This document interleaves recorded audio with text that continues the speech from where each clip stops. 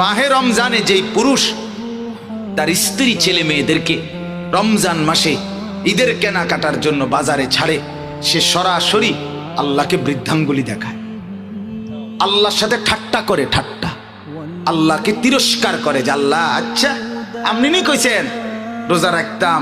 সেহরি করতাম, ইফতার করতাম, বেশি বেশি তেলাওয়াত করতাম, বেশি বেশি বন্দেগি করতাম, মুত্তাকি বানাইবেন, আপনি জান্নাত দিবেন, এটি আপনি নি কইছেন, আচ্ছা সাইয়া থাকেন, কিচ্ছু লাগবে না আমার, আমার জুতা, আমার লুঙ্গি, আমার শার্ট, আমার প্যান্ট, আমার শাড়ি, আমার গহনা, আমার এগুলোই সারবো, আপনি জান্নাত আপনি লইয়া থাকেন। কি এটা বুঝায় না? এই বেয়াদব নাফরমান এই পুরুষ মহিলা এটা বুঝায় না আল্লাহকে, সেটা এটাই বুঝায় যে আমি আপনার আখেরাত দিয়ে আমি কি করব।